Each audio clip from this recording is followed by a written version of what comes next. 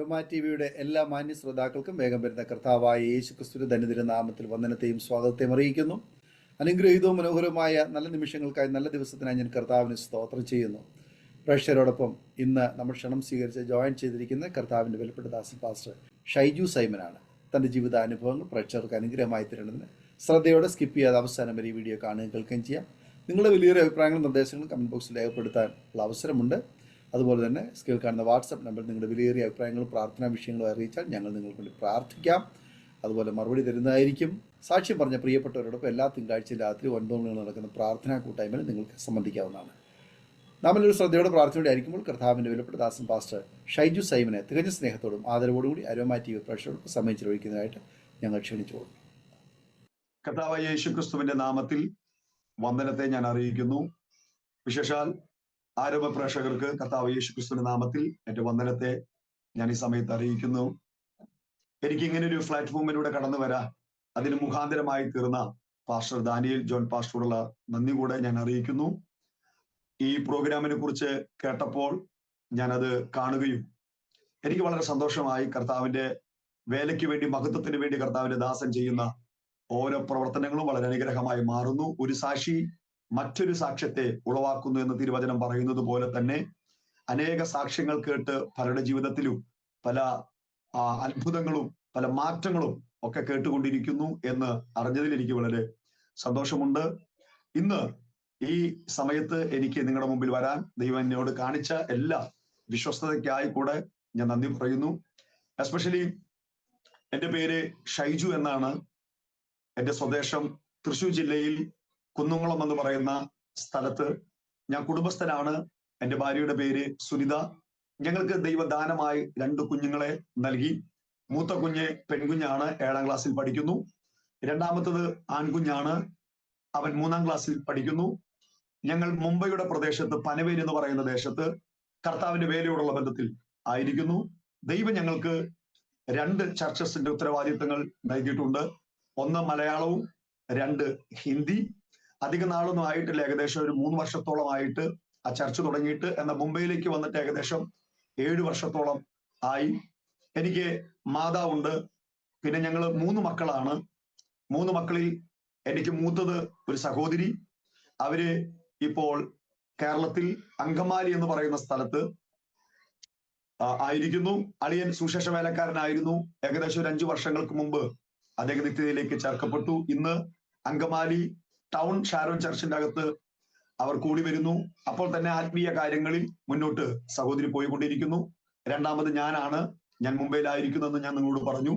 മൂന്നാമത് എനിക്കൊരു സഹോദരിയാണ്. സഹോദരി കുടുംബമായിട്ട് ഹൈദരാബാദിൽ കർത്താവിന്റെ വേലയിൽ അവരുമായിരിക്കുന്നു. ഇപ്പൊ നാട്ടിൽ അമ്മയുണ്ട്.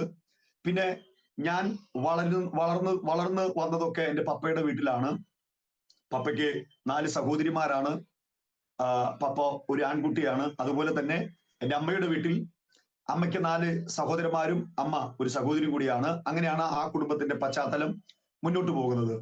അപ്പൊ ഞാൻ കുറച്ച് വർഷം കഴിഞ്ഞിട്ട് എൻ്റെ പപ്പയുടെ മമ്മയുടെ കൂടെ കഴിഞ്ഞതിന് ശേഷം എൻ്റെ പപ്പയുടെ വീട്ടിലാണ് ഞാൻ വളർന്ന് വന്നത്. ഇപ്പോൾ അവിടെ എൻ്റെ ഗ്രാൻഡ് മദർ ഉണ്ട്, പപ്പയുടെ പെങ്ങളും ഉണ്ട്. പിന്നെ എൻ്റെ വീട്ടുകാരെല്ലാവരും ഇപ്പോൾ കുന്നുകുളം എന്ന് പറഞ്ഞ സ്ഥലത്ത് തന്നെയാണ് പപ്പയുടെയും മമ്മയുടെ വീട്ടുകാരൊക്കെ താമസിക്കുന്നത്. ഞാൻ ജനിച്ചത് ഒരു ഓർത്തഡോക്സ് കുടുംബത്തിൽ പശ്ചാത്തലത്തിലാണ്. നിങ്ങൾക്ക് എല്ലാവർക്കും അറിയാമെന്ന് ഞാൻ വിശ്വസിക്കുന്നു. ഒരു ക്രിസ്ത്യാനി എന്ന് പറയാനേ എനിക്ക് അന്ന് കഴിഞ്ഞിരുന്നുള്ളൂ. വല്ലപ്പോഴൊക്കെ പള്ളിയിലേക്ക് പോകും. ക്രിസ്ത്യാനിയാണ്, ഓർത്തഡോക്സുകാരനാണ്, പക്ഷെ ദൈവമായിട്ട് യാതൊരു ബന്ധം എനിക്കുണ്ടായിരുന്നില്ല. ഏകദേശം ഒരു 10, 16, 17 വയസ്സ് വരെ ഓർത്തഡോക്സ് പശ്ചാത്തലത്തിൽ ജീവിച്ചു. സുവിശേഷങ്ങളൊക്കെ കേട്ടിട്ടുണ്ട്, പല കൺവെൻഷനുകളൊക്കെ പോകാറുണ്ട്. അപ്പോൾ തന്നെ ഞങ്ങളുടെ വീടിനോട് അടുത്ത് AG എന്ന് പറഞ്ഞ ഒരു ചർച്ച് ഉണ്ട്. ആ AG ചർച്ചിൽ പലപ്പോഴും സൺഡേ സ്കൂൾ പഠിക്കാനൊക്കെ ദൈവം എനിക്ക് കൃപ തന്നിട്ടുണ്ട്. അവിടെ ഞാൻ സൺഡേ സ്കൂൾ പഠിക്കാൻ വേണ്ടി പോകും. അവിടുത്തെ സൺഡേ സ്കൂൾ അധ്യാപികയോട് ഞാൻ പറഞ്ഞു, ടീച്ചറെ ഞാൻ എല്ലാ ഞായറാഴ്ചയും വരാം, പക്ഷെ എന്നെ കൊണ്ട് എന്ത് ചെയ്യരുത്, വാക്യം പറയിപ്പിക്കരുത്. അപ്പൊ ടീച്ചർ എന്നെ കൊണ്ട് വാക്യം പറയിപ്പിക്കില്ല, കാരണം ഞാൻ എങ്ങനെയെങ്കിലും അവിടേക്ക് വരണം എന്നുള്ളത് കൊണ്ട്. അപ്പൊ അതിനെക്കുറിച്ച് ചെറിയൊരു ബാക്ക്ഗ്രൗണ്ട് വചനത്തെ കുറിച്ചൊക്കെ അറിയാം. പിന്നെ എൻ്റെ കുന്നുംകുളം ദേശത്തെ കുറിച്ച് പറയുകയാണെങ്കിൽ, ആ കുന്നുംകുളം പട്ടണത്തിൽ അടുപ്പുട്ടി എന്ന് പറയുന്ന ഒരു സ്ഥലമുണ്ട്. സാധാരണ എല്ലാവരും പറയാറുണ്ട് അടുപ്പുട്ടി കുന്നംകുളം എന്ന് പറയുന്ന ഡ്യൂപ്ലിക്കേറ്റിന്റെ സ്ഥലമാണ്. ആ സത്യം തന്നെയാണ്. അപ്പനും അമ്മയും അല്ലാതെ ബാക്കി എല്ലാ ഡ്യൂപ്ലിക്കേറ്റ് അവിടെ നിന്ന് കിട്ടും. അപ്പൊ ഒരു ബിസിനസ് ഏരിയ ആണ്, ബിസിനസ്സുകാരാണ് ഏറ്റവും കൂടുതൽ കുന്നംകുളം പട്ടണത്തിൽ ഉള്ളത്. അങ്ങനെയുള്ള സാഹചര്യത്തിൽ ആ ബസ് സ്റ്റാൻഡിനോട്, ആ ടൗണിനോട് ചേർന്നിട്ട് ഒരു ഗ്രാമമാണ് അടുപ്പുട്ടി എന്ന് പറയുന്ന അടുപ്പുട്ടിക്കുന്ന് എന്ന് പറയുന്ന ഒരു സ്ഥലം. അവിടെ ഇന്ന് മുംബൈയിൽ ധാരാവി എന്നൊക്കെ പറയുന്നത് പോലെ ചെറിയൊരു ധാരാവി വേണമെങ്കിൽ പറയാം. ആ നാടിന്റെ പേര് പറഞ്ഞാൽ പോലും പോലീസ് സ്റ്റേഷനിൽ ആ നാട്ടുകാരനാന്ന് പറഞ്ഞ പോലീസുകാരിൽ നിന്ന് എന്തായാലും നല്ലത് കേൾക്കത്തില്ല, മോശമായതേ കേൾക്കത്തുള്ളൂ. എന്നാൽ ചെറുപ്രായത്തിൽ തന്നെ എന്റെ അകത്തൊരു ആഗ്രഹമുണ്ട്, നല്ല ഒരു മനുഷ്യൻ എന്നുള്ള ഒരു പേര് കിട്ടണമെന്നുള്ള ഒരു ആഗ്രഹം ഉള്ളത് കൊണ്ട് മോശമായ രീതിയിലേക്കൊന്നും പോകാൻ ഞാൻ പണ്ടേ ആഗ്രഹിച്ചിരുന്നില്ല. എന്നെ ശ്രദ്ധിക്കുന്നവരോട് ഞാൻ പറയുന്നു, ഞാൻ ഇതിന്റെ അകത്ത് പല അനുഭവങ്ങൾ കേട്ടു. എനിക്ക് കേട്ടപ്പോൾ തന്നെ എനിക്ക് സന്തോഷം വന്നു. ശരി തന്നെയാണ്. എങ്കിലും സാഹചര്യങ്ങളൊക്കെ എനിക്ക് ഉണ്ടായിട്ടും അതിലേക്കൊന്നും പോകാതെ വണ്ണം എനിക്ക് ഒരു ദൈവകൃപയിൽ നിൽക്കാൻ പണ്ടേ തന്നെ ദൈവന്റെ അകത്ത് ഒരു പ്രകാശനം നൽകി തന്നു. എന്ന് പറഞ്ഞ് തെറ്റുകൾ ചെയ്തിട്ടില്ല എന്നല്ല ഞാൻ പറയുന്നത്. എല്ലാവരും ചെയ്യുന്നത് പോലെ അങ്ങനത്തെ കാര്യങ്ങളൊക്കെ ഞാൻ ചെയ്ത് മുന്നോട്ട് പോയി കൊണ്ടിരുന്നു. പിന്നെ എങ്കിലും സമൂഹത്തിന് മുമ്പിൽ നല്ലൊരു മാന്യത ഉണ്ടായിരുന്നു. എങ്ങനെ പോകുന്ന ഒരു ബാക്ക്ഗ്രൗണ്ട് ആയിരുന്നു എന്റെ. പിന്നെ പള്ളിയിൽ പോകുന്ന ഒരു സമയം എന്ന് പറയുന്നത് പെസഹ വ്യാഴാഴ്ചയും ദുഃഖ വെള്ളിയാഴ്ചയും പോകും. ഞാനിത് പറയുമ്പോൾ എനിക്ക് പെട്ടെന്നൊരു എന്റെ പഴയ കാലത്തിന്റെ മറ്റൊരു ഓർമ്മ എനിക്ക് കടന്നു വരികയാണ്. ഞങ്ങൾ കുന്നംകുളം പട്ടണത്തിൽ താമസിക്കുന്നത് എങ്കിലും ഓർത്തഡോക്സുകാരാണെന്ന് പറഞ്ഞാലും ഞങ്ങളുടെ കുന്നംകുളം പട്ടണത്തിൽ ഒരു പ്രത്യേകതയുണ്ട്. വർഷങ്ങൾക്ക് മുമ്പ് വി നാഗൽ സാഹിബ് സാറ് വന്ന ഒരു സ്ഥലമാണ്. അദ്ദേഹം അവിടെ ചർച്ച് തുടങ്ങിയിട്ടുണ്ട്. ഇന്നും ആ ബ്രദറൻ ചർച്ച് അവിടെ ഉണ്ട്. രണ്ടാമത് അദ്ദേഹം എല്ലാ വീണ്ടെടുക്കപ്പെട്ട വിശ്വാസികൾക്ക് വേണ്ടി ഒരു സെമിട്രി പണ്ട് അവിടെ വാങ്ങിച്ചു വെച്ചിട്ടുണ്ട്. അപ്പൊ അതുകൊണ്ട് സുവിശേഷത്തെ കുറിച്ച് സുവിശേഷം കേട്ട ഒരു സ്ഥലമാണ് കുന്നംകുളം. അപ്പൊ പല കൺവെൻഷനുകളൊക്കെ നടക്കാറുണ്ട്. ഞങ്ങൾ കുടുംബമായിട്ട് അതായത് എന്റെ പേരൻസ്, എന്റെ ആന്റി, അങ്ങനെയുള്ളവരൊക്കെ കൺവെൻഷന് പോകാറുണ്ട്. പക്ഷെ ഞങ്ങളുടെ വീട്ടിൽ ഒരിക്കലും ഒരു പള്ളിയുടെ അന്തരീക്ഷമല്ല, കുർബാന ചൊല്ലി അങ്ങനെയല്ല. ഞങ്ങളുടെ വീട്ടിന്റെ അകത്ത് പാട്ടുപാടി ബൈബിൾ വായിച്ച് പ്രാർത്ഥിച്ചു പോകുന്നിരുന്നൊരു കുടുംബമായിരുന്നു. എങ്കിലും വ്യക്തിപരമായിട്ട് ദൈവമായിട്ട് യാതൊരു ബന്ധമില്ല. പിന്നെ ഞങ്ങൾ ബിസിനസ്സുകാരായിരുന്നു എന്ന് പറഞ്ഞാൽ ബുക്ക് ബൈൻഡിങ് ബിസിനസ് എസ്പെഷ്യലി കുന്നംകുളത്ത് വലിയൊരു സംഭവമാണ്. അതുകൊണ്ട് വീട്ടിൽ ഇങ്ങനെയുള്ള ബുക്ക് ബൈൻഡിങ്ങിന്റെ ഒരു പരിപാടിയൊക്കെ അവിടെ നടന്നിരുന്നു. അതുകൊണ്ട് വീട്ടിനകത്ത് പൈസയൊക്കെ ലഭിക്കും. പൈസ കിട്ടിയാൽ രാവിലെ മുതൽ ഏകദേശം ഒരു 8 മണി വരെ ജോലി ചെയ്യും. അതിനുശേഷം 9 മണിക്കുള്ള ഷോയ്ക്ക് വേണ്ടി എല്ലാ സിനിമയും വരുമ്പോൾ അതിനുവേണ്ടി പോകും. എല്ലാ പെരുന്നാളുകൾക്ക് പോകും. പിന്നെ കുന്നംകുളത്തെ കുറിച്ച് അറിയാവുന്നവരോട് ഞാൻ ഓർപ്പിക്കുന്നു, അല്ലെങ്കിൽ അറിയാത്തവരോട് കൂടെ ഞാൻ പറയുന്നു, കുന്നംകുളത്ത് എന്റെ അറിവ് ശരിയാണെങ്കിൽ കേരളത്തിൽ നടക്കുന്ന പെരുന്നാളുകളിൽ, പള്ളിപ്പെരുന്നാളുകളിൽ ഏറ്റവും ഒരു വലിയ പെരുന്നാളാണ് ഞങ്ങളുടെ ദേശത്ത് നടക്കുന്നത്. ഏകദേശം 60 മുതൽ 65 വരെ ആനകൾ ഒരുമിച്ച് എഴുന്നള്ളിപ്പിക്കുന്ന ഒരു പെരുന്നാളാണ്. അപ്പൊ ആ പെരുന്നാളും അങ്ങനത്തെ ആഘോഷങ്ങൾക്കകത്ത് ജീവിക്കുന്നത് കൊണ്ട് പലപ്പോഴും ദൈവത്തെങ്കിലേക്ക് വരാൻ പലപ്പോഴും മടി കാണിച്ചിരുന്നു. കാരണം ദൈവത്തെങ്കിലേക്ക് വന്നാൽ എനിക്കറിയാം പല കാര്യങ്ങളും നമ്മൾ വിടേണ്ടി വരും. അതുകൊണ്ട് ജീവിതത്തിന്റെ അകത്ത് അതൊക്കെ വിടാൻ ഒരു ഒരു ഒരു ഒരു ഒരു ഒരു താല്പര്യമില്ലായ്മ എനിക്കുണ്ടായിരുന്നു. എങ്കിലും അങ്ങനെ ഞാൻ മുന്നോട്ട് പോകുന്നു. പിന്നെ ഞാൻ പഠിച്ചത് കുന്നംകുളം ബസ് സ്റ്റാൻഡിന്റെ അടുത്ത് ഒരു ബോയ്സ് സ്കൂൾ ഉണ്ട്. അതിന്റെ അകത്താണ് ഞാൻ പഠിച്ചത്. പഠിക്കാനൊക്കെ നല്ല ബുദ്ധി ഉണ്ടായിരുന്നു. ആ കാലങ്ങളിലൊന്നും പഠിക്കാൻ താല്പര്യം ഉണ്ടായിരുന്നില്ല. ഞാൻ പറഞ്ഞല്ലോ എന്റെ നാടിന്റെ പ്രത്യേകത. കാരണം കൊട്ടേഷൻ ടീമുകൾ നിറഞ്ഞു കിടക്കുന്ന ഒരു സ്ഥലമാണ്. വാറ്റ് ചാരായം ഉണ്ടാക്കുന്ന സ്ഥലങ്ങൾ, മയക്കമരുന്നുകളൊക്കെ വിൽക്കുന്ന സ്ഥലങ്ങൾ, അങ്ങനെ ഒരുപാട് മോശമായ രീതികൾ നടക്കുന്ന ഒരു പ്ലേസ് ആണ്. ഇന്നും ഞങ്ങളുടെ നാട്ടിലുള്ള സ്ഥലത്തിന് വിലയില്ല.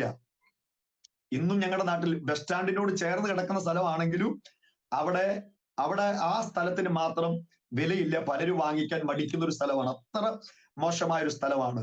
ഞാൻ ഈ അനുഭവം പറഞ്ഞുകൊണ്ടിരിക്കുമ്പോൾ തന്നെ ഞാൻ ഒന്നുകൂടെ കയറ്റി പറയാൻ ആഗ്രഹിക്കുന്നു. ഞാൻ ഈ വേലയ്ക്ക് വേണ്ടി ഇറങ്ങിയതിനു ശേഷം എന്നോട് പലരും ചോദിച്ചു, നസ്രയത്ത് നിന്ന് വല്ല നന്മ വരുമോ? ഞാൻ ആ സ്ഥലത്തിന്റെ പേര് പറയുമ്പോൾ തന്നെ പലരും എന്നോട് ചോദിക്കുന്നു, അവിടെ നിന്നൊക്കെ പാസ്റ്റർമാരുണ്ടോ? ദൈവത്തിന്റെ കൃപയാൽ പട്ടണത്തിൽ ഇന്ന് 6-7 ദൈവദാസന്മാരെ ദൈവം വിളിച്ചിറക്കാൻ ഇടയായി തീർന്നു.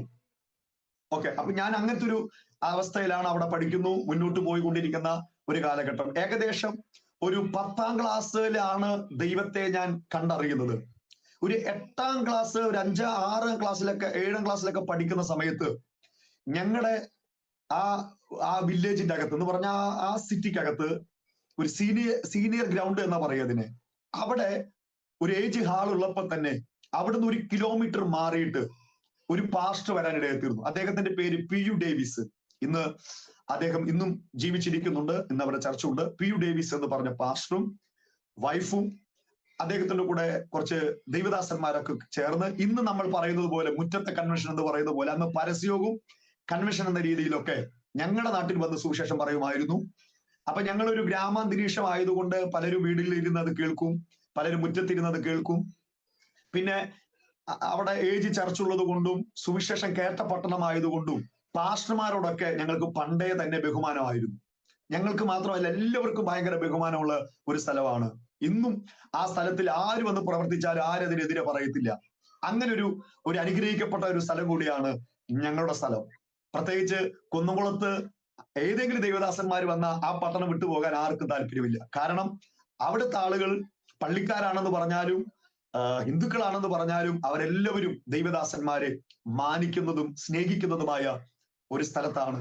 അന്ന് ആ ദൈവദാസൻ അവിടെ വന്ന് അവരെങ്ങനെ അദ്ദേഹം സുവിശേഷങ്ങളൊക്കെ പറയാറുണ്ട്. പരസ്യയോഗങ്ങളും മുറ്റത്ത് കൺവെൻഷൻ എന്ന പോലെയൊക്കെ നടക്കുന്ന സമയത്ത് എന്റെ പപ്പയുടെ മൂത്ത സഹോദര ഹസ്ബൻഡ്, അദ്ദേഹം ഒരു ചെയിൻ സ്മോക്കർ ആയിരുന്നു, നന്നായി മദ്യപിക്കുമായിരുന്നു. അദ്ദേഹം ബസ് സ്റ്റാൻഡിന്റെ അകത്ത് ഒരു ചുമട്ട് തൊഴിലാളിയായിരുന്നു. അതുകൊണ്ട് അദ്ദേഹത്തിന്റെ കൈകളിൽ ഒരുപാട് പൈസയുണ്ട്. അദ്ദേഹം നന്നായിട്ട് പുകവലിക്കുമായിരുന്നു, മദ്യപിക്കുമായിരുന്നു. അന്ന് അതിൽ നിന്നൊരു മോചനം എന്റെ വീട്ടുകാർ ആഗ്രഹിച്ചിരുന്നു. കാരണം അദ്ദേഹം കിട്ടുന്ന പൈസ വീട്ടിലേക്ക് കൊടുത്തതിന് ശേഷം ഒരു സേവിങ് ഇല്ല, നന്നായി മദ്യപിച്ചു വരും. വേറെ ഉപദ്രവങ്ങളൊന്നുമില്ല. എങ്കിലും ആ പണം നഷ്ടപ്പെട്ടു പോകരുത്, മക്കൾക്കൊരു ഉപയോഗം ഉണ്ടാകണമെന്നൊക്കെ വീട്ടുകാര് ആഗ്രഹിച്ചിരുന്നു. അന്ന് ഞങ്ങളുടെ PU ഡേവിസ് എന്ന് പറയുന്ന പാസ്റ്റർ പ്രസംഗത്തിന്റെ അകത്ത് അദ്ദേഹത്തിന് ഒരു വലിയ മാനസാന്തരം ഉണ്ടാകുന്നു. അന്ന് അദ്ദേഹം ആ ബീഡിയും ഇതെല്ലാം വലിച്ചെറിഞ്ഞ് അന്ന് എനിക്ക് യേശുവിന് വേണ്ടി ജീവിക്കണമെന്ന് പറയാനിടയെ തീർന്നു. ഇതിനു മുമ്പ് എന്റെ പപ്പയുടെ മറ്റൊരു സഹോദരി ഉണ്ടായിരുന്നു. അവര് തൃശ്ശൂര് നെല്ലിക്കുന്ന് പറഞ്ഞ സ്ഥലത്താണ് ജീവിക്കുന്നത്. അന്ന് ആ ആന്റി കർത്താവിനെ രക്ഷകനായി സ്വീകരിച്ചു, സ്നാനപ്പെട്ടു, ബ്രദറൻ ചർച്ചിലെ അംഗമാണ്. അതൊന്നും ഞങ്ങൾക്ക് ഇഷ്ടമല്ല, ഞങ്ങൾക്ക് താല്പര്യമില്ല. പക്ഷെ ഞങ്ങൾ എതിരൊന്നും പറയാൻ പോയില്ല. ആന്റിയുടെ ഇഷ്ടം പോലെ മുന്നോട്ട് പോകട്ടെ എന്ന് ഞങ്ങൾ പറയുകയുണ്ടായി. അങ്ങനെ എന്റെ മൂത്ത ആന്റിയുടെ ഹസ്ബൻഡ് വിശ്വാസത്തിൽ വരുന്നു. അതിനുശേഷം എന്റെ ഗ്രാൻഡ് മദർ വിശ്വാസത്തിൽ വരുന്നു. അങ്ങനെ പല ആളുകളും പതുക്കെ പതുക്കെ വിശ്വാസത്തിൽ വരാൻ തുടങ്ങി. ഞങ്ങൾ പ്രാർത്ഥനയ്ക്ക് പോകാൻ തുടങ്ങി. അപ്പൊ ഞാനൊരു ചെറിയ കുട്ടി ആയതുകൊണ്ട് എന്നെ ഇവര് മീറ്റിങ്ങിനൊക്കെ കൊണ്ടുപോകും.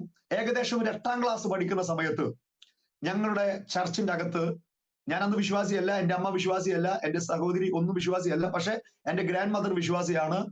ഞാൻ പറഞ്ഞതുപോലെ ഒരു പ്രായം കഴിഞ്ഞതിന് ശേഷം ഞാൻ എന്റെ പപ്പയുടെ വീട്ടിലാണ് താമസിച്ചിരുന്നത്. എന്റെ ഗ്രാൻഡ് മദറിന്റെയും എന്റെ ആന്റിയുടെ കൂടെയാണ് ഞാൻ താമസിച്ചിരുന്നത്. വീട്ടിൽ എല്ലാ രാത്രിയിലും സന്ധ്യാപ്രാർത്ഥനയുണ്ട്, പ്രാർത്ഥനയും എല്ലാ കാര്യങ്ങളും ഉള്ളൂ. പക്ഷെ വ്യക്തിപരമായ ദൈവമായിട്ട് യാതൊരു ബന്ധം ഞങ്ങൾക്ക് ആർക്കും ഇല്ല. അപ്പൊ ചെറിയ കുട്ടിയായതുകൊണ്ട് എന്നെ അവര് മീറ്റിങ്ങിനെ കൊണ്ടുപോകും. ഏകദേശം ഒരു 8ാം ക്ലാസ് പഠിക്കുന്ന സമയത്ത് ഒരു 21 ദിവസത്തെ ഫാസ്റ്റിംഗ് പ്രയർ അവിടെ നടക്കുകയായിരുന്നു. ആ സമയത്ത് ശക്തമായ ഒരു പരിശുദ്ധാത്മാവിന്റെ സാന്നിധ്യം എന്നിലേക്ക് വന്നു. ഞാൻ അന്യഭാഷ പറയാൻ തുടങ്ങി. അന്യഭാഷ പറയാൻ തുടങ്ങിയപ്പോ എനിക്ക് പേടിയായി. കാരണം ഞാൻ പോലും അറിയാതെ എന്റെ വായിൽ നിന്ന് വരുന്ന ഭാഷകൾ കേട്ടിട്ട് ഞാനത് നിർത്തി.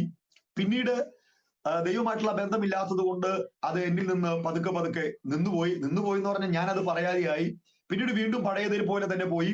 അങ്ങനെ പോയിക്കൊണ്ടിരിക്കുമ്പോൾ ഏകദേശം ഒരു 10ാം ക്ലാസ് എത്തിയ സമയത്ത്, അപ്പൊ 8ാം ക്ലാസ് ആയി, 9ാം ക്ലാസ്, അപ്പോഴേക്കും ബന്ധങ്ങളായി, കൂട്ടുകെട്ടുകൾ, ബന്ധങ്ങൾ, അങ്ങനെ മോശമായ രീതിയിലേക്ക്, വലിയ മോശമായ രീതിയിലല്ല, ചെറിയ ചെറിയ കാര്യങ്ങൾ, ആർക്കും ഒരു പ്രശ്നമില്ല, ഒരു പോലീസ് കേസ് ഉണ്ടാക്കാത്ത രീതിയിൽ, നാട്ടുകാർക്ക് പ്രശ്നം ഉണ്ടാക്കാത്ത രീതിയിൽ, വീട്ടുകാർക്ക് ഒരു പ്രശ്നം ഉണ്ടാക്കാത്ത രീതിയിലുള്ള കാര്യങ്ങളൊക്കെ ചെയ്ത് അങ്ങനെ മുന്നോട്ട് പോയിക്കൊണ്ടിരിക്കുകയായിരുന്നു.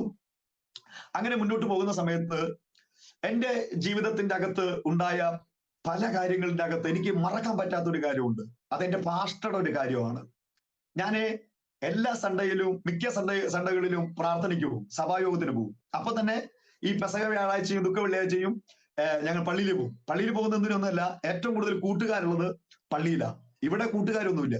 അപ്പൊ അവിടെ ചെന്ന് കഴിഞ്ഞാൽ ഈ ദുഃഖ വെള്ളിയാഴ്ചയുടെ ദിവസം ഈ ചക്കരവെള്ളം കിട്ടും. അതുപോലെ കടുമാങ്ങ അച്ചാർ കിട്ടും. ഇതൊക്കെ കിട്ടാൻ വേണ്ടിയിട്ട് ഞങ്ങൾ അവിടെ പോകും, എൻജോയ് ചെയ്യാൻ വേണ്ടിയിട്ടൊക്കെ എല്ലാ വർഷവും ആ സമയത്ത് പോകും. പിന്നെ വല്ലപ്പോഴൊക്കെ കൂട്ടുകാരെ പള്ളിയിൽ വിളിക്കുമ്പോൾ പോകും. അപ്പോൾ തന്നെ ഞാൻ എന്ത് ചെയ്യുമായിരുന്നു, വീട്ടുകാരുടെ വാക്ക് കേട്ടിട്ട് പ്രാർത്ഥനയ്ക്ക് പോകുമായിരുന്നു. അങ്ങനെ എല്ലാ ആഴ്ചകളിലും ഞാൻ പ്രാർത്ഥനയ്ക്ക് പോകുന്ന സമയത്ത് ഈ സാക്ഷ്യം പറയുന്ന സമയത്ത് ഞാന് ബാത്റൂമിൽ പോകുന്നത് പോലെ എഴുന്നേറ്റിട്ട് ഞാൻ വീട്ടിൽ പോകും. ഇത് ഒരു ദിവസമല്ല, മാസങ്ങളല്ല, വർഷങ്ങൾ ഞാനത് ചെയ്തുകൊണ്ടിരുന്നു. അപ്പൊ എന്റെ പാസ്റ്റർ എന്നോട് ഒന്നും പറയില്ലായിരുന്നു.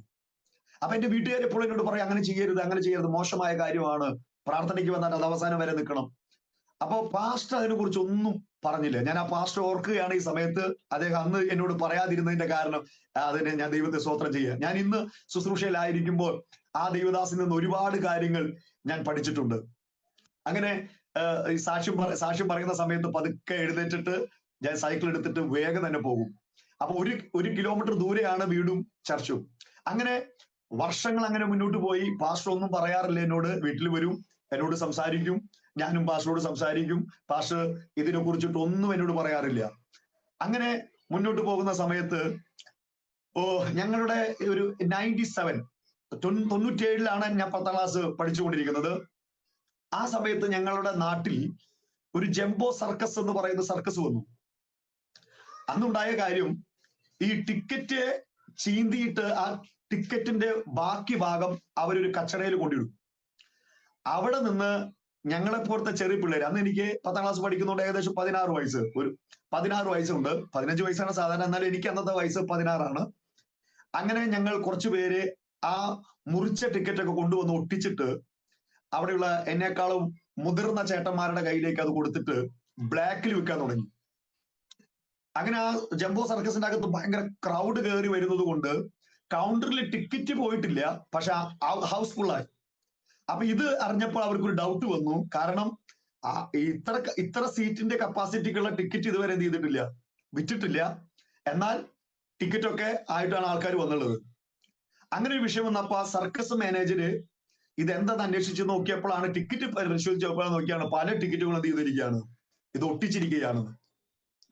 ആ സമയത്ത് മാനേജർ വന്നിട്ട് ഈ ടിക്കറ്റ് വിൽക്കുന്ന എന്റെ നാട്ടിലുള്ള ഒരാളെ അദ്ദേഹം തല്ലിയപ്പോ നാട്ടിലുള്ള ആൾക്കാരും സർക്കസുകാരും തമ്മിൽ ഭയങ്കര അടിയായപ്പോൾ മാനേജർ പോലീസുകാരെ വിളിച്ചു.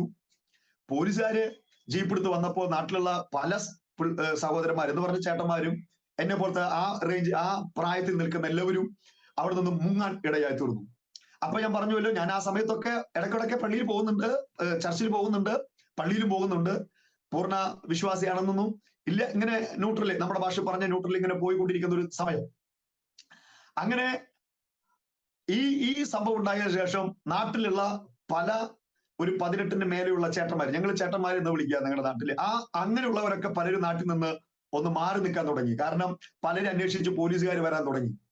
അപ്പൊ എന്നോട് പറഞ്ഞു, അത് സത്യമാണെന്ന് എനിക്കറിയത്തില്ല, അന്നത്തെ ചേട്ടന്മാര് പറഞ്ഞു, പോലീസുകാരൊക്കെ പിടിക്കാതെ സൂക്ഷിച്ചോളണം, കാരണം നീയൊക്കെയല്ലേ ഞങ്ങൾക്ക് ടിക്കറ്റ് ഒട്ടിച്ചൊക്കെ തന്നേന്നൊക്കെ പറഞ്ഞപ്പോ ഞാനധികം പബ്ലിസിറ്റിയിലേക്ക് വരാതെ ഇങ്ങനെ പതുക്കെ അങ്ങോട്ടും ഇങ്ങോട്ടൊക്കെ, അന്ന് 10ാം ക്ലാസ്സിന്റെ ആ മൂവ്മെന്റിൽ നിൽക്കുന്ന സമയത്ത് ഞാൻ അങ്ങോട്ടും ഇങ്ങോട്ടൊക്കെ പോണ സമയത്ത് പെട്ടെന്ന് ഞങ്ങളുടെ വീടിന്റെ തൊട്ട് ഒരു 3 ദിവസത്തെ ഉപവാസ പ്രാർത്ഥന നടക്കുന്നുണ്ട്.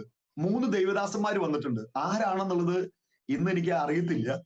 അങ്ങനെ അവിടെ പ്രാർത്ഥന നടക്കുമ്പോൾ പെട്ടെന്ന് എന്റെ അകത്ത് ആരോ എന്നെ അതിന്റെ അകത്തേക്ക് വിളിക്കുന്നത് പോലെ എനിക്ക് തോന്നി. അപ്പൊ ഞാൻ മാനുഷികമായിട്ട് ചിന്തിച്ചു, എന്തായാലും പുറത്ത് നിന്ന പ്രശ്നം, അതിന്റെ അകത്ത് ചെന്നിരിക്കാലോ എന്ന് പറഞ്ഞ് അതിന്റെ അകത്ത് ചെന്നിരുന്നു.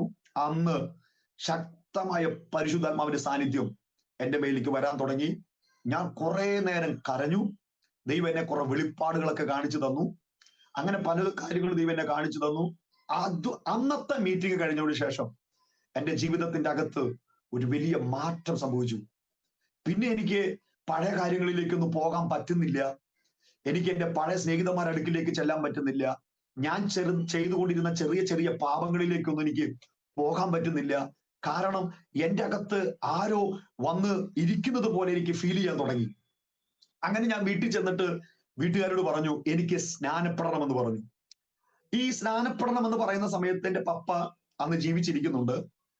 ഞങ്ങളുടെ കുടുംബത്തിന്റെ അകത്ത് പപ്പയൊക്കെ ആദ്യം പ്രാർത്ഥനയ്ക്ക് വന്നു. പപ്പ പ്രാർത്ഥനയ്ക്ക് വന്നപ്പോ മമ്മി എതിർത്തു.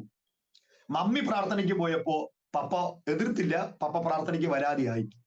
അങ്ങനെ ഒരു ദിവസം ഞാന് ഈ സ്നാനപ്പെടണം എന്നൊക്കെ പറഞ്ഞു, ഞാൻ സ്നാനപ്പെട്ടു. അതിന് കുറച്ചു മുമ്പ് എന്റെ ചേച്ചി, എന്റെ മൂത്ത സിസ്റ്റർ സ്നാനപ്പെട്ടു. ഞാന്, എന്റെ അമ്മ, എന്റെ ഇളയ സഹോദരി, ഞങ്ങൾ ഒരുമിച്ചാണ് സ്നാനപ്പെടാൻ ഇടയായി തീർന്നത്. അതിനോർത്ത് ഞാൻ ദൈവത്തിന് സ്തോത്രം ചെയ്യുന്നു. ആ സമയത്ത് ഞങ്ങളുടെ പപ്പ വിശ്വാസത്തിൽ വന്നില്ല. ആള് പ്രാർത്ഥനയ്ക്ക് വന്നിരുന്ന ഒരാളായിരുന്നു. ആ സമയത്ത് മമ്മി അതിനെതിർത്തത് കൊണ്ട് പപ്പ പ്രാർത്ഥനയ്ക്ക് വരവ് നിർത്തി. മമ്മി വരാൻ തുടങ്ങിയപ്പോ പപ്പ വരാതെയായി. പക്ഷെ പപ്പ മരിക്കുന്ന സമയത്ത് വിശ്വാസത്തിലല്ലായിരുന്നു, രക്ഷിക്കപ്പെട്ടിട്ടില്ലായിരുന്നു. അദ്ദേഹം മരിച്ചുപോയി. പക്ഷെ ഇന്നും എനിക്ക് ദുഃഖമുണ്ട്. എന്റെ പപ്പ നിത്യതയിലേക്ക് പോയില്ലല്ലോ എന്നുള്ളൊരു ദുഃഖം എനിക്ക് ഇന്നും ഉണ്ട്. ഞാൻ ഈ സാക്ഷ്യം പറയുമ്പോൾ ഞാനൊരു കാര്യം പറയാം. നമുക്ക് ദൈവത്തിന് വേണ്ടെങ്കിലും പോകുന്നവരാരും ഒരിക്കലും തടയരുത്. ഇന്ന് നമുക്ക് വേണ്ടായിരിക്കാം, പക്ഷെ ഇന്ന് നമ്മൾ പ്രാർത്ഥനയ്ക്ക് പോകുന്നവരെ തടയുമ്പോൾ, ഈ സത്യത്തിലേക്ക് പോകുന്നവരെ തടയുമ്പോൾ, നാളെ നമ്മൾ ഈ സത്യത്തിലേക്ക് വരാൻ തീരുമാനിക്കുമ്പോൾ ഒരുപക്ഷെ അവര് വരണമെന്നില്ല. എന്നെ കേൾക്കുന്ന പ്രിയമുള്ളവരെ, ആരെങ്കിലും കുടുംബക്കാര്യത്തിന്റെ അകത്ത് കേൾക്കുന്നവരുണ്ടെങ്കിൽ ഞാൻ അവരോട് പറയുന്നു, ദയവായിട്ട് സത്യത്തിലേക്ക് ആരെങ്കിലും തിരിയാൻ ആഗ്രഹിക്കുന്നുണ്ടെങ്കിൽ നമ്മൾ അവരെ തടയരുത്, നമ്മൾ അവരെ അനുവദിക്കണം. കാരണം പിന്നീട് അവരെ നമുക്ക് കിട്ടണമെന്നില്ല. ഞാൻ എന്റെ പപ്പയുടെ കാര്യം ഞാൻ പറഞ്ഞല്ലോ, എനിക്ക് ദൈവം പല അനുഗ്രഹങ്ങൾ തന്നു. ഇന്ന് ഞങ്ങൾ അഭിമാനിക്കുന്നു, ഞങ്ങൾ 3 മക്കളും ദൈവത്തിന്റെ വേലയിലാണ് ആയിരിക്കുന്നത്. ഇതിനേക്കാളും വലിയ കാര്യം ഞങ്ങൾക്കില്ല. പക്ഷെ ഞാൻ ഇപ്പോൾ ദുഃഖിക്കുന്ന ഒരു കാര്യം, എന്റെ പപ്പ നിത്യതയിലേക്ക് കടക്കാൻ തടസ്സമായി നിന്നത് അന്ന് എന്റെ അമ്മയായിരുന്നു. അത് അമ്മക്കറിവില്ലായ്മയാണ്. പക്ഷെ ഇത് കേൾക്കുന്ന നിങ്ങൾക്കറിയാം, ഇത് അറിവില്ലായ്മയല്ല, ഇത് നിങ്ങൾക്കൊരു ഇൻഫർമേഷൻ ദൈവകൃപയാൽ ഞാൻ നിങ്ങളോട് പറയുകയാണ്. അങ്ങനെ ഞാൻ സ്നാനപ്പെടാൻ വേണ്ടി വീട്ടിൽ പറഞ്ഞപ്പോൾ എന്റെ വീട്ടുകാർ പറഞ്ഞു, നീ സ്നാനപ്പെടണ്ട. കാരണം സ്നാനപ്പെട്ട പല ആളുകളും വിശ്വാസത്തിൽ പിടിച്ചു നിൽക്കാൻ കഴിയാതെ പലരും ഇന്ന് പിന്മാറ്റത്തിൽ ജീവിക്കുന്ന ഒരു കാര്യങ്ങൾ എന്റെ നാട്ടിൽ ഉണ്ടായിരുന്നു. അതുകൊണ്ട് എന്റെ വീട്ടുകാരതിനെ എന്നെ സമ്മതിപ്പിച്ചില്ല. പക്ഷെ എന്നെ കൊണ്ട് പറ്റുന്നില്ല. എന്നെ കൊണ്ട് സ്നാനപ്പെട്ട് ദൈവകൃപയിൽ നിൽക്കുന്നില്ലെങ്കിൽ എന്തൊക്കെ എനിക്ക് അസ്വസ്ഥതകളൊക്കെ ഫീൽ ചെയ്യാൻ തുടങ്ങി. ഞാൻ ഒന്നും നോക്കിയില്ല. ഞാൻ നേരെ ചെന്ന് എന്റെ പാസ്റ്ററോട് പറഞ്ഞു, പാസ്റ്ററെ എനിക്ക് സ്നാനപ്പെടണമെന്ന്. എന്റെ പാസ്റ്റർ വേറൊന്നും നോക്കിയില്ല, എന്റെ വീട്ടുകാരോട് ഒന്നും നോക്കിയില്ല. ഷൈജോ, എപ്പോഴാണെങ്കിൽ അന്ന് ഞാൻ ഒരു ഡേറ്റ് പറയാം, ഞാൻ നിന്നെ സ്നാനപ്പെടുത്താമെന്ന് പറഞ്ഞു. ദൈവത്തിന്റെ കൃപയാൽ ഞാൻ എന്റെ 10ാം ക്ലാസ് എക്സാം എഴുതുന്ന അതിനു മുമ്പാണ് ഞാൻ ദൈവകൃപയിൽ സ്നാനപ്പെട്ട് ഞാൻ സഭയോട് ചേരുന്നത്. എന്റെ പ്രിയമുള്ളവരെ, ഞാൻ സ്നാനപ്പെട്ടതിന് ശേഷം കുറെ വർഷങ്ങൾക്ക് ശേഷം ഞാൻ ചെന്നിട്ട് പാസ്റ്ററോട് ചോദിച്ചു, പാസ്റ്റർ ഞാൻ ചർച്ചിലേക്ക് വരുമ്പോൾ, ഞാൻ ചർച്ചിൽ നിന്ന് എഴുന്നേറ്റ് പോകുമ്പോൾ എന്തുകൊണ്ട് എന്നോട് പോകല്ലേ, അങ്ങനെ ചെയ്യരുത് എന്ന് പറഞ്ഞില്ല എന്ന് ചോദിച്ചപ്പോ പാസ്റ്റർ പറഞ്ഞു, അന്ന് ഞാൻ നിന്നോട് പറഞ്ഞിരുന്നെങ്കിൽ നീ പിന്നീട് വരില്ലായിരുന്നു, അതുകൊണ്ടാണ് ഞാൻ നിന്നോട് പറയാതിരുന്നത്. ഇന്നും എന്റെ ജീവിതത്തിന്റെ അകത്ത് ഞാൻ ഒരുപാട് പാസ്റ്റർമാരെ ഞാൻ കണ്ടിട്ടുണ്ട്. പക്ഷെ ഞാൻ ഈ സമയത്ത് ഇത് പറഞ്ഞില്ലെങ്കിൽ അത് എന്റെ അകത്തൊരു വേദനയായി മാറുന്നതുകൊണ്ട് ഞാൻ പറയാം, എന്റെ ലൈഫിന്റെ അകത്ത് എന്റെ പപ്പ, ഞാൻ വിശ്വാസത്തിൽ വരുമ്പോൾ മരിച്ചു പോയല്ലോ. എന്റെ സഹോദരിമാര് അവർക്കൊക്കെ വിവാഹ പ്രായമായി നിൽക്കുന്ന സമയത്താണ് അന്ന് ഞങ്ങളുടെ പാസ്റ്റർ ഒരു പിതാവിന് പകരമായിട്ട് അവിടെ നിന്ന് ഞങ്ങൾക്ക് വേണ്ടി എല്ലാ കാര്യങ്ങളും ചെയ്യാനിടയെ തീർന്നു. എന്റെ പപ്പ മരിച്ച സമയത്ത് നാട്ടുകാർ പറഞ്ഞ ഒരു കാര്യമുണ്ട്, ഞാൻ ഡയറക്റ്റ് കേട്ടിട്ടില്ല, പക്ഷെ ഞാനത് കേട്ടു. പള്ളിയിലുള്ള പുണ്യവാളൻ ശപിച്ചത് കൊണ്ടാണ് അപ്പൻ മരിച്ചു പോയതെന്ന് പറഞ്ഞു. ഓക്കെ, എനിവേ എന്തെങ്കിലും ആകട്ടെ, നമ്മളൊന്നും അവരെ ഒന്നും പറയേണ്ട കാര്യമില്ലല്ലോ, അത് അവരുടെ അറിവില്ലായ്മ. അങ്ങനെയുള്ള ഒരു ശാപം പിടിച്ച കുടുംബമാണെന്നൊക്കെ നാട്ടുകാർ പറഞ്ഞു, ദൈവത്തിന്റെ ജഡ്ജ്മെന്റ് ആണെന്നൊക്കെ പറഞ്ഞു. ഓക്കെ, പപ്പ മരിച്ചു. ഞാൻ അങ്ങനെ, എനിക്ക് എന്റെ പപ്പ ഒരു ഡ്രൈവർ ആയിരുന്നു, എന്റെ ഗ്രാൻഡ് ഫാദർ ഒരു ഡ്രൈവർ ആയിരുന്നു. അപ്പോ ഈ 10ാം ക്ലാസ് വരെ തന്നെ പഠിക്കാൻ ഞാൻ മനസ്സ് വെച്ചത്, എന്റെ വീട്ടിലുള്ളവർ പറഞ്ഞു ലൈസൻസ് കിട്ടണമെങ്കിൽ 10ാം ക്ലാസ്സെങ്കിലും പഠിക്കണമെന്ന് പറഞ്ഞു. അപ്പൊ അതുകൊണ്ട് അങ്ങനെ മുന്നോട്ട് പോയി. ഞാൻ പറഞ്ഞല്ലോ, പഠിക്കാൻ നല്ല ബുദ്ധിയാണ്, പക്ഷെ പഠിക്കാൻ പറ്റിയ സാഹചര്യം അല്ലായിരുന്നു ആ സൊസൈറ്റി എന്ന് പറയുന്നത്. കൂട്ടുകെട്ട് അല്ലെങ്കിൽ വീടിന്റെ അന്തരീക്ഷങ്ങൾ, വീടിന്റെ ചുറ്റുപാടുള്ള അന്തരീക്ഷങ്ങൾ, അങ്ങനത്തെ ഒരു അന്തരീക്ഷം ആയതുകൊണ്ട് ഞാൻ അതിലേക്ക് കടക്കാൻ ആഗ്രഹിച്ചില്ല. അപ്പൊ ആ സമയത്ത് ഞാൻ അവിടെ പോയി ഈ ഡ്രൈവർ ആകണമെന്നുള്ള ഒരു ആഗ്രഹം എനിക്കുണ്ടായിരുന്നു. പിന്നീട് ഉണ്ടായ സംഭവം, എനിക്ക് മെക്കാനിക് എന്ന് പറയുന്നത് വളരെ ഇഷ്ടമുള്ള ഒരു കാര്യമായിരുന്നു. മെക്കാനിക് എന്ന് പറയുന്നത് അങ്ങനെ ആ 10ാം ക്ലാസ് എക്സാം എഴുതി ഞാൻ ദൈവകൃപയിൽ നിൽക്കുന്ന സമയത്ത് ഒരു വർക്ക് ഷോപ്പിലേക്ക് ഞാൻ പോയി. അങ്ങനെ അവിടെ ഒരു മെക്കാനിക്കിലേക്ക് കയറി നിൽക്കുന്ന സമയത്ത് ഈ സഭയിൽ ചെല്ലുമ്പോൾ, ഉപവാസ പ്രാർത്ഥന ചെല്ലുമ്പോൾ, ഇന്ന് ഞാനൊരു പ്രവാചകനാണ്. അപ്പൊ എനിക്ക് ഇത് പറയുമ്പോൾ എനിക്ക് സന്തോഷം വരും. കാരണം എന്താണെന്നെങ്കിൽ അന്ന് എല്ലാ മീറ്റിങ്ങിനും ചെല്ലുമ്പോൾ അവിടെ വരുന്ന പ്രവാചകന്മാര് എത്ര ചെറുപ്പക്കാരുണ്ടെന്ന് പറഞ്ഞാലും നേരെ എന്റെ മുഖത്തേക്ക് നോക്കിയിട്ട് പറയുന്നത് ദൈവവേലയ്ക്കുള്ളതാണെന്ന്. ഇത് കേൾക്കുമ്പോൾ എനിക്ക് ചിരി വരുന്നുണ്ട്, അപ്പോൾ തന്നെ എനിക്ക് താല്പര്യമില്ലായ്മ പറയും. കാരണം എന്താണെന്നറിയാമോ, ഞാൻ അന്ന് ചിന്തിച്ചിരുന്നത് ഒരു വിശ്വാസി ആയിരിക്കുകയാണെങ്കിൽ ഞായറാഴ്ച മാത്രം പ്രാർത്ഥനയ്ക്ക് പോയാൽ മതി. പക്ഷെ ഇട ദിവസങ്ങളൊക്കെ ജോലിക്ക് പോവാണല്ലോ. പക്ഷെ ഒരു പാസ്റ്റർ ആയി കഴിഞ്ഞാൽ എല്ലാ ദിവസവും പ്രാർത്ഥിക്കണം, എല്ലാ ദിവസവും ബൈബിൾ വായിക്കണം, എല്ലാ പ്രാർത്ഥനയ്ക്കും വന്നിരിക്കണം.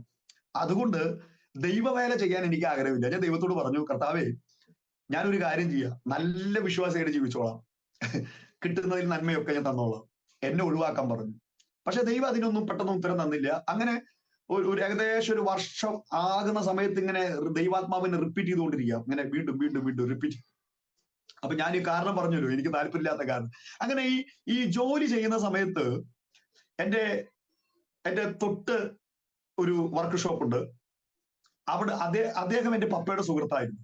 അപ്പൊ അദ്ദേഹം ഇങ്ങനെ സംസാരിച്ചുകൊണ്ടിരിക്കുന്ന സമയത്ത് എന്റെ പപ്പയുടെ ആരുടെ മോനാന്നൊക്കെ ചോദിച്ചപ്പോൾ ഞാൻ എന്റെ ഫാദറിന്റെ പേര് പറഞ്ഞപ്പോ അദ്ദേഹം പറഞ്ഞു, നീ സൈമേട്ടന്റെ മോനാണല്ലേ? അപ്പൊ എന്നോട് പറഞ്ഞു, ഇപ്പൊ എത്ര നാളായി ഇവിടെ ജോലി ചെയ്യാൻ തുടങ്ങിയിട്ട്? ഞാൻ പറഞ്ഞു, ഇപ്പൊ ഒരു ഏകദേശം 2-3 മാസമൊക്കെ ആയി. അപ്പൊ എന്നോട് പറഞ്ഞു, പണിയൊക്കെ പഠിച്ചു? ഞാൻ പറഞ്ഞു, പണിയൊക്കെ പഠിച്ചുകൊണ്ടിരിക്കുന്നു.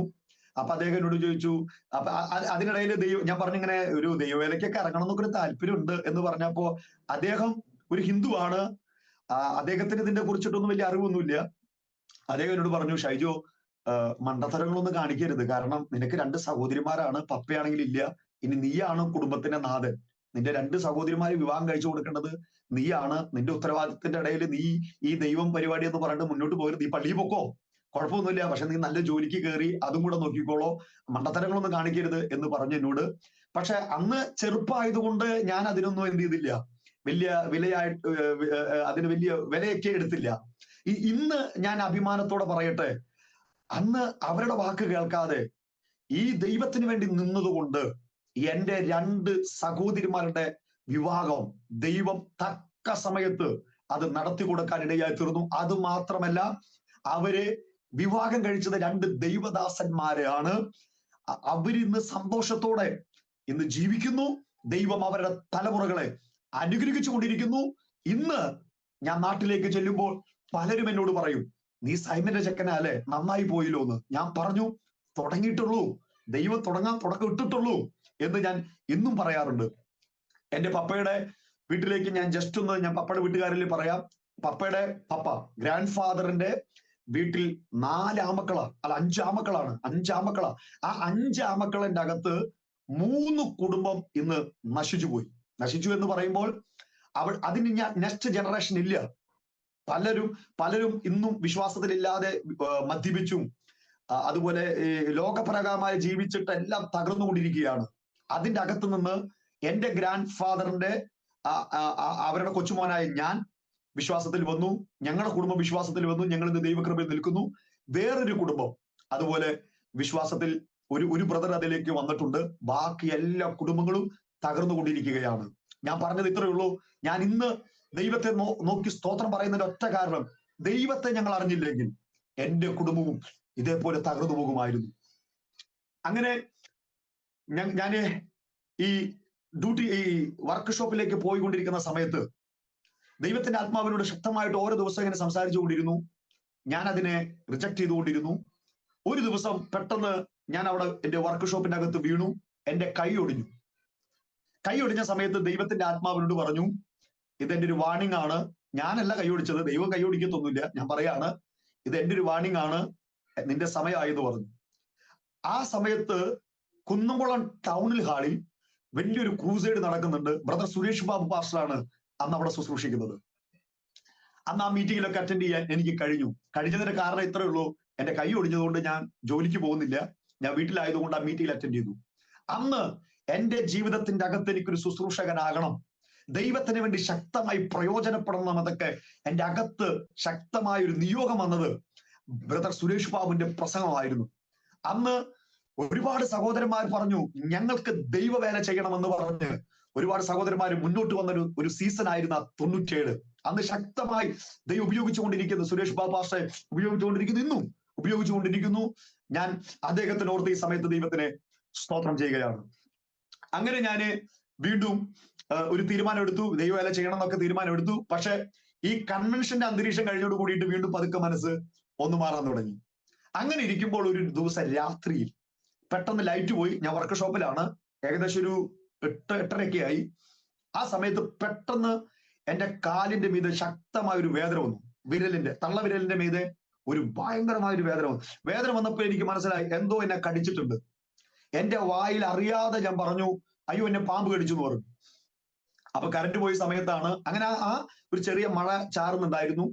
ഞാൻ കാല് കുടഞ്ഞ സമയത്ത് ഈ വേദന കൊണ്ട് ഞാൻ കാലിൽ പിടിച്ചു നിൽക്കുകയാണ്. അങ്ങനെ വർക്ക് ഷോപ്പിലുള്ളവര് പലരും മെഴുകുതിരി കത്തിച്ചിട്ടൊക്കെ വന്നു. അന്ന് മൊബൈലൊന്നും ഇല്ലല്ലോ. മെഴുകുതിരിയൊക്കെ കത്തിച്ച് ഓടി വന്ന് നോക്കിയപ്പോൾ അവിടെ അണലി, വട്ടക്കൂറ എന്ന് പറയും, ഞങ്ങളുടെ തൃശ്ശൂരുകാര് വട്ടക്കൂറ എന്ന് പറയും, അണലി, അത് ഒരു ഭാഗത്ത് കിടക്കുന്നത് കണ്ടു. ഇവരുടൻ തന്നെ അതിനെ തല്ലി ഒരു കവറിലിട്ട് എന്നെ ഹോസ്പിറ്റലിൽ കൊണ്ടുപോയി. അപ്പൊ ഡോക്ടർ ചോദിച്ചു എവിടെ കടിച്ചു എന്ന് ചോദിച്ചപ്പോ ഞാൻ പറഞ്ഞു ഇങ്ങനെ തള്ളവിരലിന്റെ മുകളിൽ എന്ന് പറഞ്ഞു. അതിന് അടയാളം ഒന്നുമില്ല, പാടില്ല, ഒന്നുമില്ല. പക്ഷെ പാമ്പിനെ കണ്ടു, നല്ല വേദനയുണ്ട്. പക്ഷെ എന്റെ അകത്ത് വന്ന ഒരു ശബ്ദം ഞാൻ പറയാം, ഇത് ദൈവത്തിന്റെ ടൈം ആണെന്നുള്ളത് എന്നോട് പറഞ്ഞു. അപ്പൊ ഡോക്ടർ പറഞ്ഞു ഐസിയുവിൽ ഞാൻ കിടക്കണം കേട്ടോ. ഡോക്ടർ പറഞ്ഞു ഉറങ്ങരുത്, ഇടയ്ക്കിടയ്ക്ക് എന്നെ അവരിങ്ങനെ ചെക്ക് ചെയ്തുകൊണ്ടിരിക്കുന്നുണ്ട്. കാരണം അവർ പറഞ്ഞ അണലിയാണല്ലോ കടിച്ചിരിക്കുന്നത്, ഏത് സമയത്ത് പോയിസൺ കയറാനുള്ള സാധ്യതയുണ്ട്. മുറിവിന്റെ പാടൊന്നും കാണുന്നില്ല, എങ്കിലും ഇദ്ദേഹത്തിന് വേദന ഉള്ളത് കൊണ്ട് കെടുത്തിയേ പറ്റത്തുള്ളൂ, എന്താണെന്നത് നമുക്ക് പരിശോധിക്കാം. അപ്പൊ എന്റെ അകത്ത് അപ്പോഴും ദൈവാത്മാവ് സംസാരിക്കുന്നുണ്ട്, നീ മരിക്കില്ല, നീ എനിക്ക് വേണ്ടിയിട്ടുള്ളതാണെന്ന്. അങ്ങനെ അവിടെ നിന്ന് വീണ്ടും വർക്ക് ഷോപ്പിലേക്ക് പോയപ്പോ അതിന്റെ ഓണർ എന്നോട് പറഞ്ഞു, നിനക്ക് എപ്പോഴും പ്രശ്നമാണല്ലോ എന്ന് ചോദിച്ചു. ഞാൻ പറഞ്ഞു എന്താ ചെയ്യാ. പിന്നീട് എന്റെ അകത്ത് തീരുമാനിച്ചു, ഇനി മുന്നോട്ട് പോയാൽ പല പ്രശ്നങ്ങളും ഉണ്ടാകാൻ സാധ്യതയുണ്ട്. ദൈവത്തിന്റെ കോളിംഗ് എന്തായാലും ദൈവവേലയാണല്ലോ. അങ്ങനെ ദൈവവേലയ്ക്ക് വേണ്ടി ഇറങ്ങണം എന്നുള്ള ആഗ്രഹത്തോടു കൂടെ വീട്ടിലേക്ക് ചെന്ന് പറഞ്ഞു. വീട്ടുകാരെ അതിന് പൂർണ്ണ സമ്മതമായിരുന്നു. അമ്മയൊന്നും എതിരെ നിന്നില്ല. എന്റെ ആന്റി, എന്റെ ഗ്രാൻഡ് മദർ അതിനൊന്നും എതിരെ നിന്നില്ല. അങ്ങനെ ഞാൻ നേരെ പാസ്റ്ററോട് ചെന്നിട്ട് പറഞ്ഞു, പാസ്റ്ററെ എനിക്ക് ബൈബിൾ കോളേജിൽ പോകണം. അങ്ങനെ തൃശ്ശൂര് മിസ്പ ബൈബിൾ കോളേജിൽ ഞാൻ 2 വർഷം അവിടെ പഠിച്ചു. അന്ന് ചെറുപ്പമാണ്, ഞാൻ പറയട്ടെ, 18 വയസ്സിലൊക്കെ ദൈവവേലയ്ക്ക് ഇറങ്ങുക എന്ന് പറയുമ്പോൾ ഭാവി, പല കുഞ്ഞുങ്ങളും ഭാവി തെരഞ്ഞെടുക്കുന്ന സമയാട്ടോ. ഭാവി എന്താ അവിടേക്ക് സ്റ്റെപ്പ് വെക്കുന്ന ഒരു സമയാ. ഞാൻ പറയട്ടെ, ആ സമയത്ത് ഒന്നും നോക്കിയിട്ടല്ല, ഭാവിയെ കുറിച്ച് ഒരു ഐഡിയ ഇല്ല. പക്ഷെ ഒരു ഉറപ്പുണ്ട്, ഇറങ്ങുന്നത് ദൈവത്തിന് വേണ്ടിയിട്ടാണെന്നുള്ള ഒരു ഉറപ്പ് അകത്തുണ്ടായിരുന്നു. വചനത്തെ കുറിച്ച് വലിയ അറിവില്ല. ഞാൻ പറഞ്ഞല്ലോ, സൺഡേ സ്കൂളിൽ പോകാറുണ്ട്. സൺഡേ സ്കൂളിൽ പഠിച്ചത് കൊണ്ടുള്ള അറിവുകളൊന്നും എനിക്കില്ല. പോയിട്ടുള്ളൂ, അവിടെയും പഠിച്ചിട്ടൊന്നുമില്ല. വചനത്തെ കുറിച്ച് വലിയ അറിവുകളൊന്നുമില്ല. ബൈബിൾ കോളേജിൽ പഠിക്കുന്ന കാലത്ത് ചാപ്പലിന്റെ അകത്ത് പ്രസംഗിക്കാനും പ്രാർത്ഥിക്കാനും ഒക്കെ സമയം തരുമ്പോ പലപ്പോഴും ഞാൻ അതിൽ നിന്ന് ഒഴിഞ്ഞു മാറാൻ ശ്രമിക്കാറുണ്ട്. പക്ഷെ ഒഴിഞ്ഞു മാറാൻ പറ്റാത്തതുകൊണ്ട് അവിടെയൊക്കെ നിന്ന് പോയിട്ടുണ്ട്. അന്ന് അവിടെ വന്ന പല സഹോദരന്മാരും അവരൊക്കെ ഈ POP-യിലും സൺഡേ സ്കൂളിലൊക്കെ ഭയങ്കര ഹീറോസ് ആയതുകൊണ്ട് അവരെ പ്രസംഗമൊക്കെ കേട്ടിട്ട് ഞാൻ ദൈവത്തോട് പറഞ്ഞു, എന്തിനാ എന്നെ ഇറക്കിയത്, എന്നെ ഒഴിവാക്കായിരുന്നില്ലേ, ഈ കഴിവില്ലാത്ത എന്നെ പിടിച്ചിട്ട് ഇതിന്റെ അകത്താക്കണം, ഇതുപോലെ കഴിവുള്ളവരുണ്ടല്ലോ കർത്താവ്, അവരെ വിളിക്കായിരുന്നില്ലേ എന്നൊക്കെ ചോദിച്ചപ്പോൾ ദൈവം എന്നോട് മറുപടി ഒന്നും പറഞ്ഞില്ല. പക്ഷെ ഞാന് ഇതിന്റെ ഈ പ്ലാറ്റ്ഫോമിൽ ഒരു കാര്യം പറയുമ്പോൾ ഒരുപക്ഷെ കുടുംബമായി കേൾക്കുന്നവരുണ്ടായിരിക്കാം, ദൈവവേലയെ കുറിച്ച് അറിയാത്തവർ ഇതിന്റെ അകത്തുണ്ടായിരിക്കാം. ഞാൻ നിങ്ങളോട് പറയട്ടെ, ആമേൻ, സ്തോത്രം, ആരൊക്കെ ഹീറോ ഉണ്ടെന്ന് പറഞ്ഞാലും ദൈവം ഒരു മനുഷ്യനെ ഉയർത്താൻ തുടങ്ങിയാൽ ആർക്കും ആ മനുഷ്യനെ താഴ്ത്താൻ കഴിയത്തില്ല. ഞാൻ അങ്ങനെ വീണ്ടും 2 കൊല്ലം ബൈബിൾ കോളേജ് പഠിച്ചു.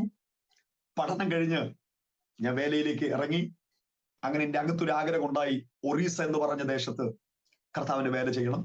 ഞാൻ ഒറീസയിൽ പോയി ഏകദേശം 8 മാസത്തോളം ഞാൻ അവിടെ ഭാഷ പഠിച്ച് വേലയിലേക്ക് എൻ്റർ ചെയ്യാൻ തുടങ്ങി.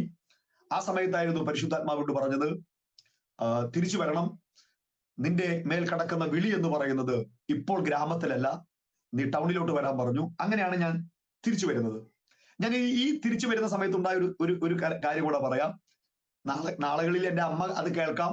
അമ്മ കേട്ടാലും കുഴപ്പമൊന്നുമില്ല, എങ്കിലും ഞാൻ അത് പറയുകയാണ്. ഞാനത് കേട്ടില്ല, പക്ഷെ എൻ്റെ കസിൻസ് ഒക്കെ അങ്ങനെ പറഞ്ഞു. എൻ്റെ 2ാമത്തെ പെങ്ങളുടെ വിവാഹം നടക്കുന്ന സമയം, അന്ന് സിസ്റ്റർക്ക് ഏകദേശം 18 വയസ്സായി, 18-19 വന്ന് നിൽക്കുന്ന സമയം. അന്ന് എന്റെ സഹോദരിയെ കാണാൻ വന്നത് ഒരു പാസ്റ്ററാണ്. ഞാൻ പറഞ്ഞില്ലേ, അദ്ദേഹം തന്നെയാണ് ഇന്ന് വിവാഹം കഴിച്ചിരിക്കുക. അപ്പൊ പാസ്റ്റർ വന്നപ്പോ അമ്മോട് പറഞ്ഞു, മോളെ കാണാൻ വേണ്ടിയിട്ട് ഒരാൾ വരുന്നുണ്ട്, അദ്ദേഹം ഒരു പാസ്റ്ററാണെന്ന് പറഞ്ഞപ്പോ അമ്മ പറഞ്ഞു, മോൻ പാസ്റ്ററാണ്, മൂത്ത മരുമോനും പാസ്റ്ററാ, ഇനി ഒരു പാസ്റ്ററിനല്ല ഞങ്ങൾ ആവശ്യപ്പെടുന്നത്, ഇനി ഒരു ജോലിക്കാരനാണ് ഞങ്ങൾ ആവശ്യപ്പെടുന്നത്.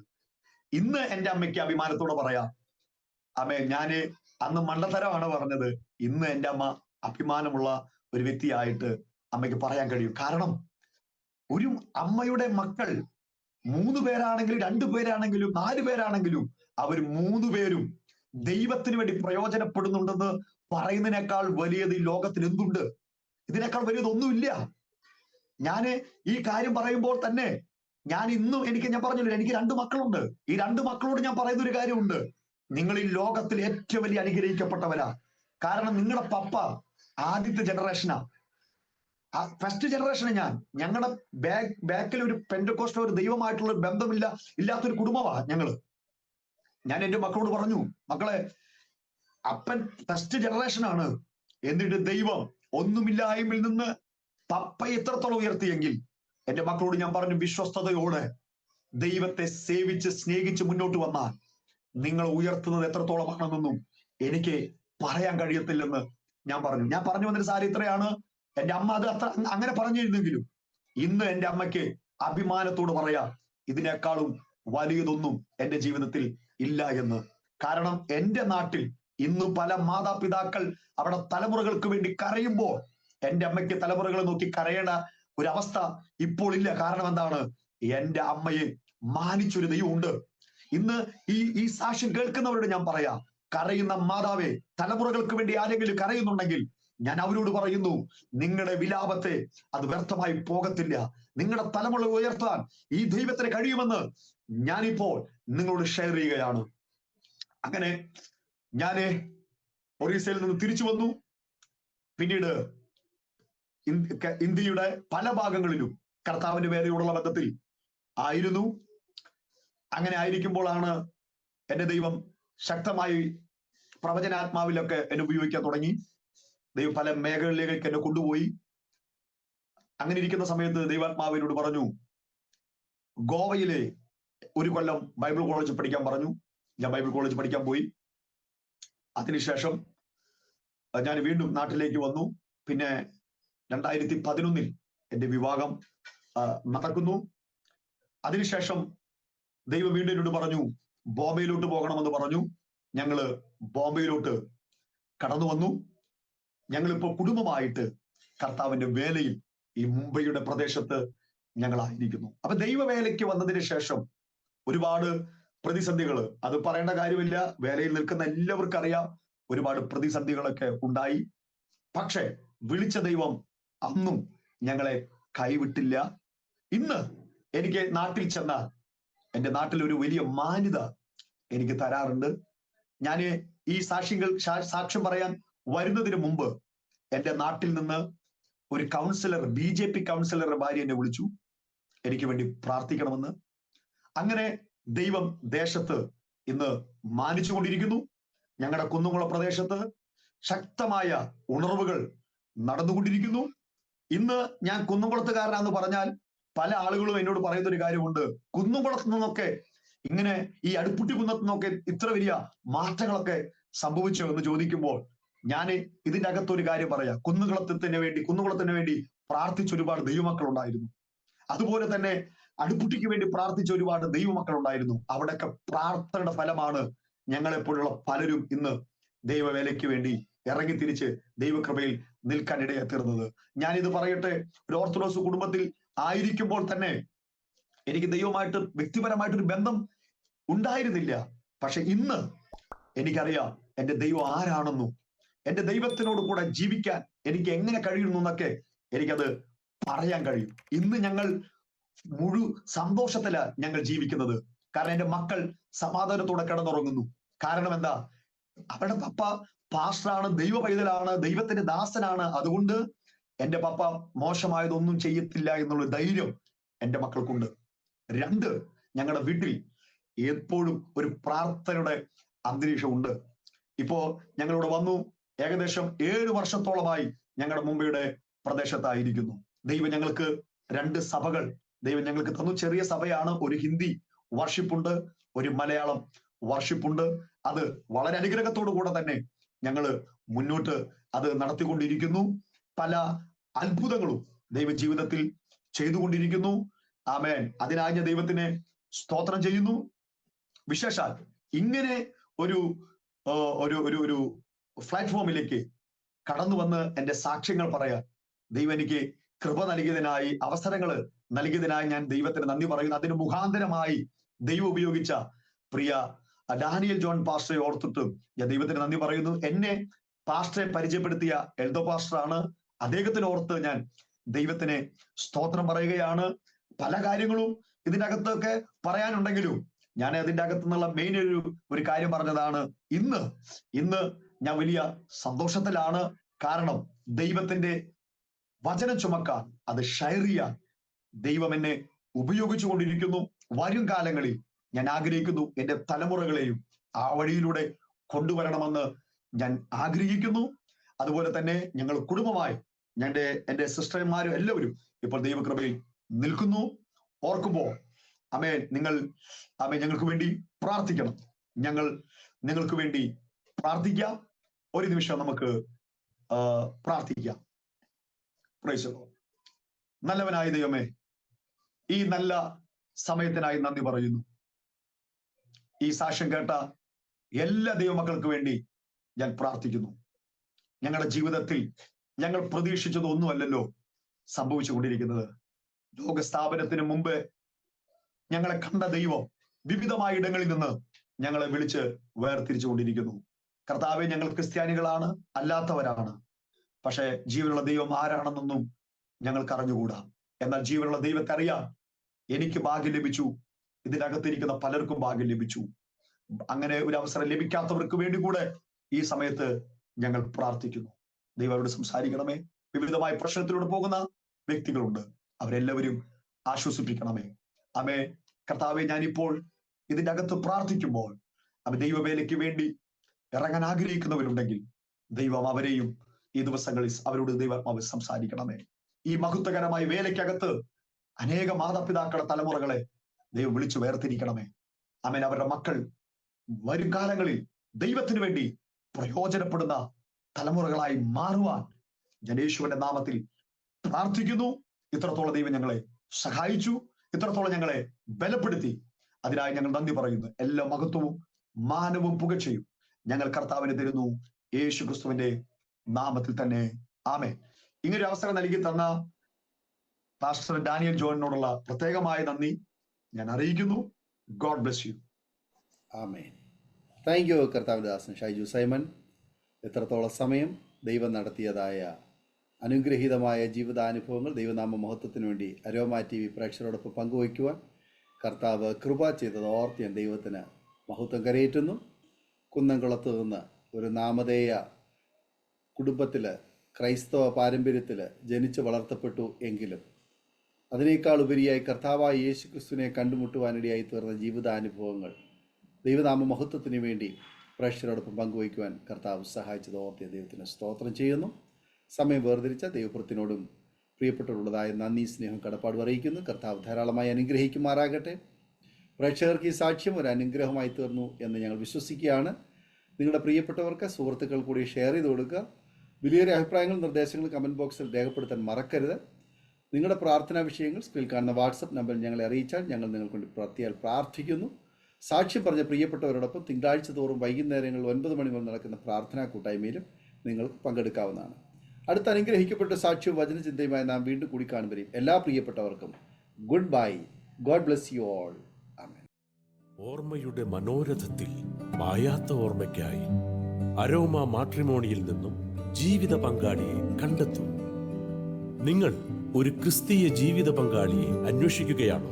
അതോ മക്കൾക്ക് അനുയോജ്യമായ ഒരു തക്ക തുണയ്ക്ക് വേണ്ടി പ്രാർത്ഥിക്കുന്ന വ്യക്തിയാണോ? എങ്കിൽ അരോമ മാട്രിമോണി നിങ്ങൾക്ക് വേണ്ടിയാണ്. ഇന്നു തന്നെ സൗജന്യമായി രജിസ്റ്റർ ചെയ്യൂ. അരോമ മാട്രിമോണിയുടെ പ്രത്യേകതകൾ: രജിസ്ട്രേഷൻ തികച്ചും സൗജന്യം. ലോകത്തെവിടെയുമുള്ള അനുയോജ്യമായ ക്രിസ്തീയ ജീവിത പങ്കാളിയെ തിരഞ്ഞെടുക്കാം. വിവാഹം നടക്കുന്നതുവരെ സർവീസ് ലഭിക്കുന്നു. ഏറ്റവും ചെറിയ പാക്കേജുകളും തിരഞ്ഞെടുക്കാം.